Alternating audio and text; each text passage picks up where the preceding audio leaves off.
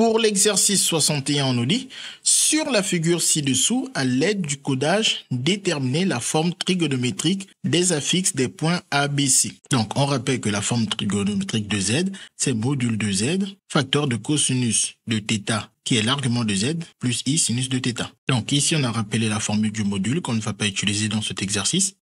Ce que nous allons utiliser dans cet exercice, c'est que le module de Z, c'est la distance OM.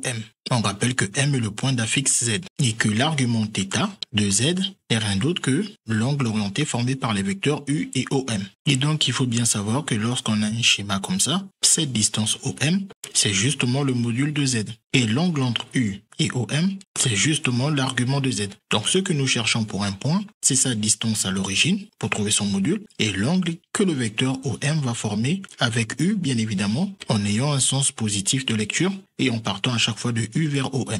Donc, on va commencer par le point A. Comme nous cherchons à chaque fois les formes trigonométriques, on a besoin du module et de l'argument. Donc, on va commencer par le module de ZA, qui d'après ce qu'on a rappelé ici, c'est la distance de O à A, où O est l'origine de notre repère. Donc, nous, on cherche la distance de O à A. A est un point du cercle de rayon 1, c'est-à-dire le cercle trigonométrique. Donc, ça veut dire que OA est un rayon et donc OA est égal à 1. Et maintenant, pour trouver θA qui est l'argument de ZA, en utilisant ce qu'on a dit ici, il s'agit de l'angle formé par le vecteur U et le vecteur OA dans le sens UOA. Et donc, il faut être capable de voir où se trouve ce vecteur U.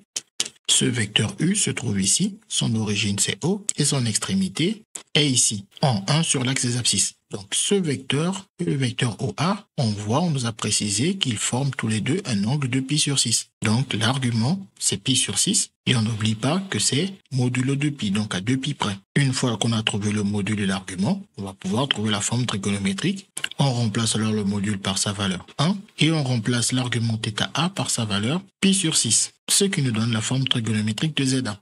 ZA qui est bien évidemment l'affixe du point A. Ensuite, on va refaire exactement la même chose pour le point B. Donc, le module de ZB, c'est la distance de B à l'origine, c'est-à-dire la distance OB. On vient dans notre repère. Ici, d'après le codage, on voit que comme ici, c'est le rayon de notre cercle de rayon 1, cette distance vaut alors 1. Et comme elle est doublée, donc la distance de O à B, c'est 2 fois 1, car le codage nous dit que cette longueur et cette longueur sont égales. Donc on a 1 plus 1 qui vaut 2, ou bien on a 1 fois 2 qui nous donne toujours 2 comme valeur du module. Ensuite, pour l'argument de ZB que l'on note θB, on a rappelé qu'il s'agissait de l'angle entre le vecteur U et le vecteur OB en partant de U vers OB. Le vecteur U, il est toujours ici, et nous on veut l'angle du vecteur U au vecteur OB. Sur notre figure, on nous dit que cet angle est composé de deux angles. De notre premier angle envers pi sur 6, donc on le note déjà, la pi sur 6, puis de l'angle ici, d'un angle droit, et on sait que,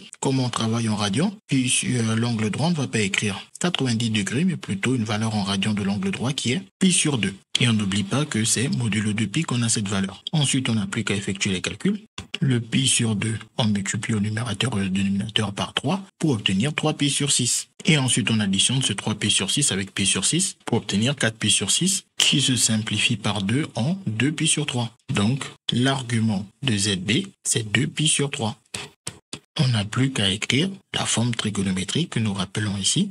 Le module de ZB, on a vu que c'est 2. Et l'argument de ZB, on sait que c'est θB qui vaut 2 pi sur 3.